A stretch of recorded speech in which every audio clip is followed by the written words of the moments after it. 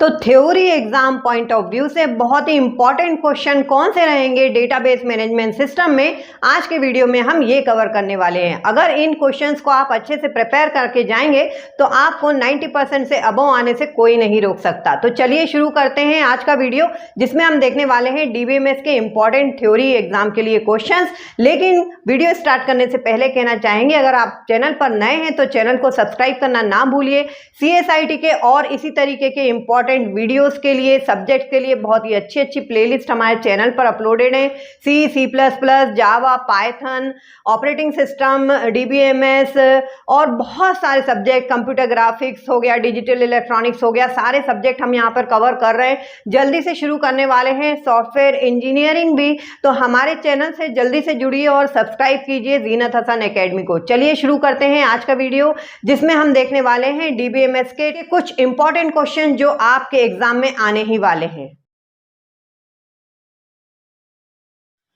तो सबसे पहले क्वेश्चन है, explain DBMS overall system structure.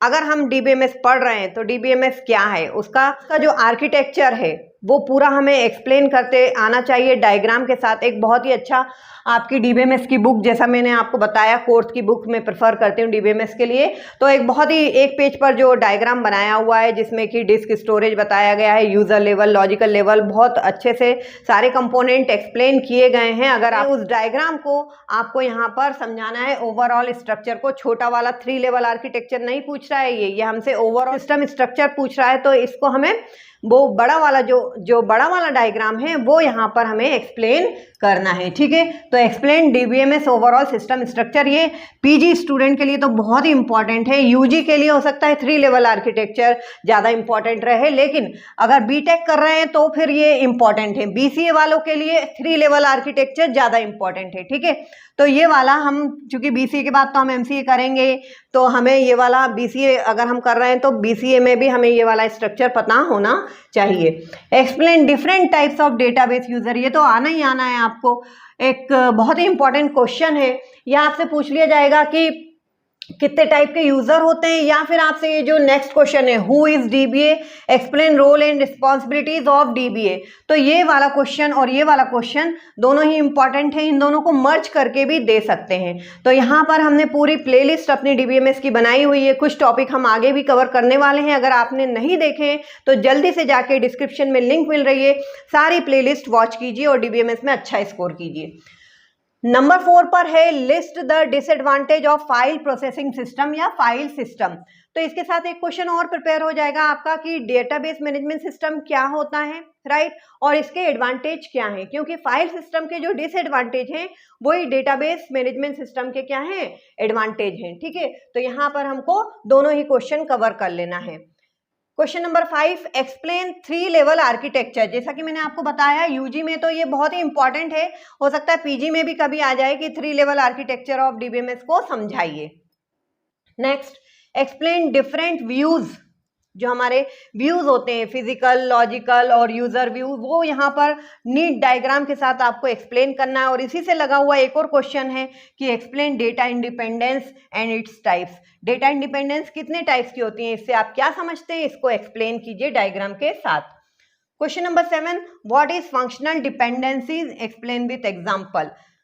Question number 8, differentiate between strong entity set and weak entity set. तो ये भी एक इंपॉर्टेंट क्वेश्चन है, अगर हम डीबीएमएस पढ़ रहे हैं तो हमें एंटिटी के बारे में नॉलेज होना चाहिए, स्कीमा क्या होता है, इंस्टेंस क्या होता है, ये सब भी एक 2-2 नंबर के क्वेश्चन या शॉर्ट नोट में आ सकते हैं। चलिए आगे देखते हैं और कौन से क्वेश्चन इंपॉर्टेंट है। तो आगे बढ़ने से पहले कोई टिप देना चाहेंगे आपको एग्जाम के लिए, जो क्वेश्चन आपको सबसे पहले आ रहा है उसको आपको सबसे पहले करना है।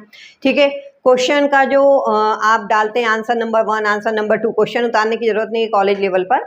आंसर नंबर 1, आंसर नंबर 2 जो आप लिखते हैं वो आप बीच में लिखिए और उसमें अंडरलाइन कीजिए। ठीक है, और जो नया क्वेश्चन है वो नए पेज से स्टार्ट कीजिए, नीचे से मत स्टार्ट कीजिए। कभी कभी वैल्यूअर उसे देख नहीं पाता है, तो आप नए पेज से ही नया क्वेश्चन स्टार्ट कीजिए। चलिए आगे बढ़ते हैं, कौन सा क्वेश्चन हमें लेना है।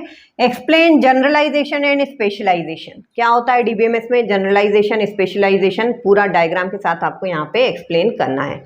डीबीएमएस में डायग्राम भी कई सारे हैं, तो डायग्राम के साथ, पॉइंट के साथ आपको यहाँ पर एक्सप्लेन करना हर चीज़।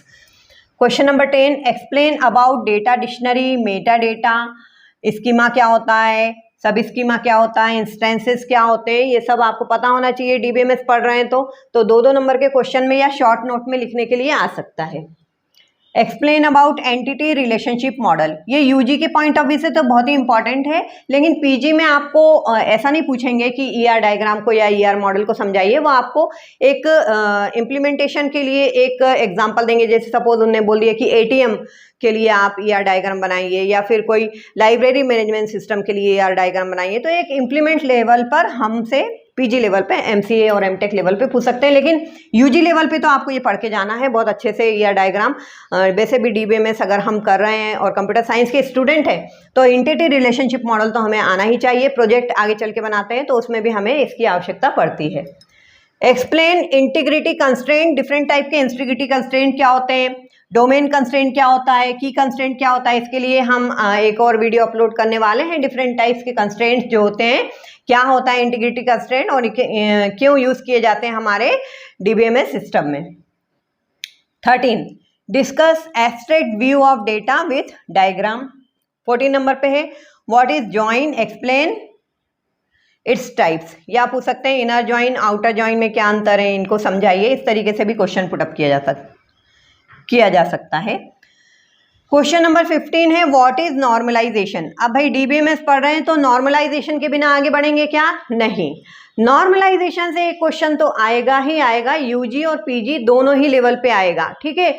नॉर्मलाइजेशन क्या होता है, ये कितने टाइप्स के होते हैं। पीजी लेवल पे और ज़्यादा डीप में पूछ सकते हैं कि बीसीएनएफ और 3एनएफ में अंतर को भी स्पष्ट कीजिए, ठीक है। तो एक नॉर्मलाइजेशन का वीडियो हमारा बहुत ही अच्छा बना हुआ है प्लेलिस्ट में डीबीएमएस की। अगर आपने नहीं देखा है तो उसको जल्दी से जाके चेकआउट कीजिएगा। सारे नॉर्मल फॉर्म्स डिफरेंट टाइप्स के 1NF से लेके 5th NF तक हमने यहाँ पर एक्सप्लेन किया है अपने वीडियो में, तो उसे आप जरूर से चेकआउट कीजिए। चलिए आगे बढ़ते हैं और देखते हैं question number 16, explain different set operation in relational algebra, ठीक है। तो रिलेशनल अलजेब्रा के जितने भी सेट ऑपरेशन है, यूनियन, इंटरसेक्शन वगैरह, सब यहाँ पे आपको पढ़ के जानना है, इंपॉर्टेंट है। शॉर्ट नोट लिखने के लिए आ सकता है पीजी स्टूडेंट के लिए, एमसीए वालों के लिए, या फिर यूजी वालों के लिए। इस तरीके से क्वेश्चन पुटअप किया जा सकता है। Explain different types of aggregate function in SQL. अब एसक्यूएल पार्ट तो होता ही है डीबीएमएस में, तो एसक्यूएल में से पूरा एसक्यूएल आपको पढ़ के जाना है ना। ये भी आ सकता है एग्रीगेट फंक्शन को समझाइए, ये भी आ सकता है ग्रुप बाय और हैविंग क्लॉज को समझाइए, या फिर आपको एक टेबल वो बना के दे देंगे और बोलेंगे इसमें इस टाइप की क्वेरी आप चलाइए, ये हमें डेटा चाहिए, ये हमें डेटा चाहिए, अब आप क्वेरी चला के बताइए, ठीक है। तो पीजी लेवल के लिए तो क्वेरी चला के बताइए वाला बहुत ज़्यादा इंपॉर्टेंट है ना।